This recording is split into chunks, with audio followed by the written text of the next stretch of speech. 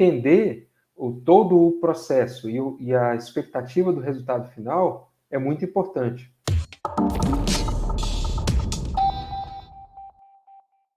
Aconteceu também com o BTCR, né? Talvez esse seja um dos aspectos mais importantes até de se olhar, né?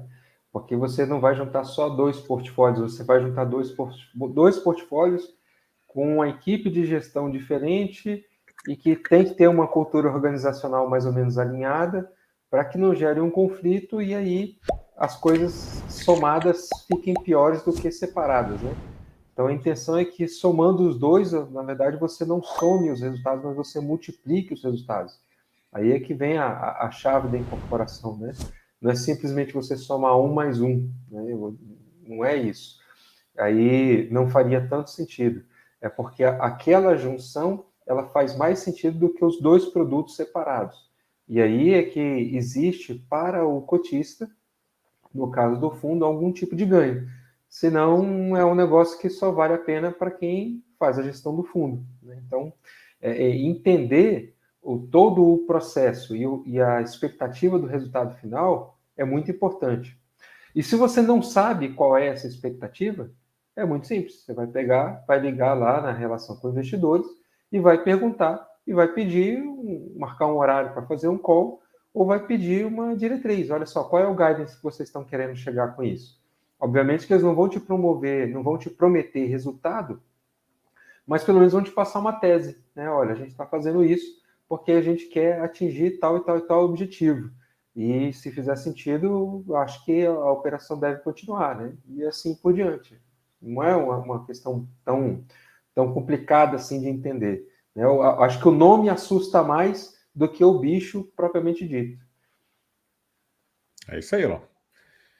Então, a gente falou um pouquinho, né, sobre consolidação de mercado lá na live 139, né? Eu anotei aqui para falar para vocês. Então, a gente falou que é normal, né, que fundos que ainda não sejam muito grandes, fundos monoativos, eles vão ser namorados aí por outros fundos, né? E em determinados momentos vai fazer sentido essa questão ou da fusão ou do takeover, que é você tomar a gestão, né? O takeover mais agressivo, ou você chama uma assembleia para mudar a gestão e a administração, ou então essa questão da consolidação de portfólios mesmo, como está acontecendo aqui dentro de uma mesma administradora.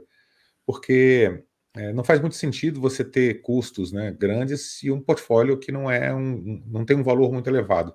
Aí você diminui liquidez, você tem poucos cotistas. Então a gente vai ver pela história aqui dos dois fundos, né, que eles não ficaram fundos muito grandes, né? O FEX, principalmente, que ele é bem mais antigo, ele não cresceu muito ao longo do tempo. Então ele fez 11 emissões e tem pouco mais de 500 milhões de patrimônio. E aí a gente tem que pensar, né, bem pelo lado do que era a indústria alguns anos atrás, né? Então você fazia, sei lá, você ia fazer a colocação de 30 milhões, era coisa pra caramba, era muito dinheiro, né? Quando o Itaú fazia 100 milhões de colocação, caramba, 100 milhões, né? E hoje em dia o Itaú faz 1 bi, né? Vai no mercado e fala, vamos colocar 1 bi. Né? Então, uma realidade completamente diferente de, sei lá, 5, 10 anos atrás. Então, os fundos iam crescendo bem devagarzinho. Você faz 11 emissões para colocar 10, 20, 30, 50, né, 40 milhões. E com medo de não alcançar a captação, né? Que tinha que alcançar a captação mínima por causa de custos e tal, né? Então, realmente, né, o mercado ele mudou bastante.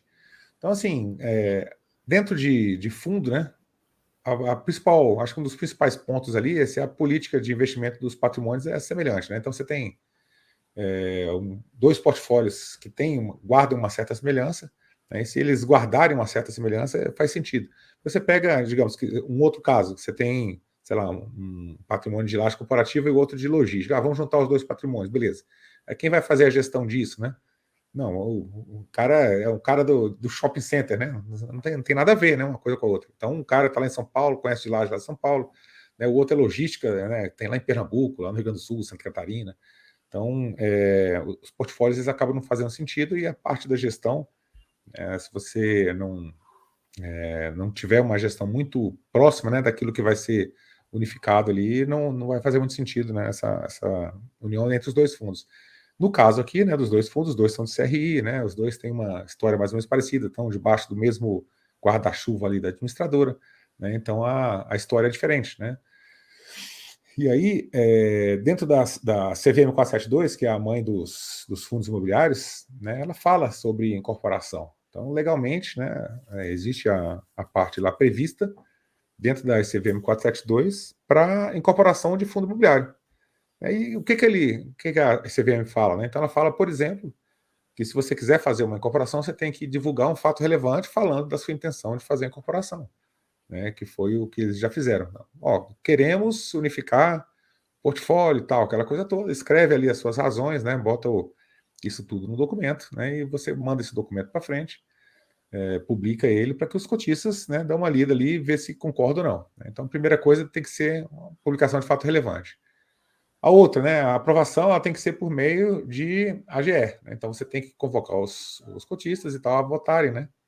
E esses tipos de assunto, né, que é alteração de regulamento do fundo e essa parte de incorporação, né, fusão, incorporação, cisão de fundos, né, eles estão previstos num dos artigos da CVM 472 e fala que é o seguinte, ó, você tem que ter 25% dos votos, né, que é o quórum qualificado que se chama. Então, você tem que, para fazer essa incorporação que você quer, você tem que publicar o fato relevante, você tem que chamar uma AGE, e dentro dessa assembleia aí, né, reunião de todos os cotistas, no mínimo 25% dos cotistas tem que dar o ok e falar, ó, vamos alterar, pode alterar o regulamento, né, vamos fazer a incorporação desse fundo. A maioria dos cotistas, o quórum qualificado ali, 25% pelo menos, tem que votar favorável ao evento. Então, essa aí é um desafio, né? Porque hoje, antigamente as assembleias eram todas presenciais, né? Então você pegava quando era uma matéria importante assim, o pessoal ia para a assembleia e tal. Hoje em dia, a maioria das coisas é pela internet, depois da pandemia, aquela coisa toda. Então não está, assim, é o primeiro desafio, né? Nem sempre você consegue quórum qualificado para fazer algumas alterações.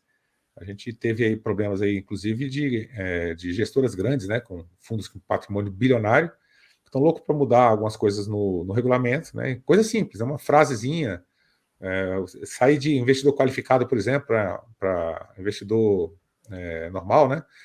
E aí só para você fazer essa alteração, né, para público geral, em vez de qualificado, você teria que chamar a Assembleia para mudar para 25%, e determinado fundo que tem 3 bi de patrimônio, que tem centenas de milhares de cotistas, você não consegue, né, juntar todo mundo, pelo menos 25% das cotas aí para mudar o regulamento. Então é um desafio, né? Os fundos menores talvez seja mais fácil, mas os grandes, né, que já se consolidaram também é difícil. E aí vem aquela coisa, isso é bom ou isso é ruim? Isso não é bom e isso não é ruim, isso é uma característica. Então, quando você tem um fundo que tem essa característica, você vai imaginar que ele, para mudança de regra, ele tem mais dificuldade de outro que tem menos cotistas e maior flexibilidade de convocação e mudança dessas regras. Então, se você quer que o fundo evolua dentro do mandato, alguma coisa assim, e é um fundo muito grande, às vezes é muito difícil, isso não vai acontecer para você. Então, é ajustar as expectativas a respeito dessas mudanças que podem acontecer dentro dos fundos que você investe. Como é que você descobre isso? Fazendo um acompanhamento, fazendo a leitura do fato relevante, enfim, tendo uma vida ativa, né, de acompanhamento dos seus ativos. E aí, por isso que é importante você ter ferramentas que você faça esse tipo de acompanhamento. Ou você vai fazer através de uma carteira recomendada, ou você vai fazer através de um site que consolida informação, ou você vai fazer através dos sites, né, de relação com o investidor, para você estar por dentro do que está acontecendo e não ser surpreendido. Acho que aí vem a questão do acompanhamento do investimento. Outro ponto que deve ser observado, que a CVM 472 fala, né, é demonstração financeira. Então, você pega a demonstração financeira desses fundos, né, ela tem que estar auditada, né, com no máximo 3 meses de prazo. Então, você tem que pegar ali os valores realmente do patrimônio e deixar, né, com pouco tempo que foi feita aí a auditoria em cima desse patrimônio. Então, essas são as questões que a CVM 472 ela coloca, né? E alguns pontos aí. Isso aí já dá uma dica forte também, né? Primeiro é o seguinte, incorporação tem custo. Então, você tem que analisar que esse estudo tem que ser feito. O estudo foi feito, você tem 3 meses aí em que pode aparecer uma novidade. Então, foi feita, né, a atualização da demonstração financeira do fundo, alguma coisa assim. pode-se aproveitar aquele período que ela foi feita durante aqueles 3 meses, né, aqueles 90 dias, para ter alguma mudança mais significativa no seu fundo. Então, fica de olho, né, faça esse acompanhamento, né, porque tudo isso vai envolver custo e não é barato fazer essa avaliação de demonstração financeira.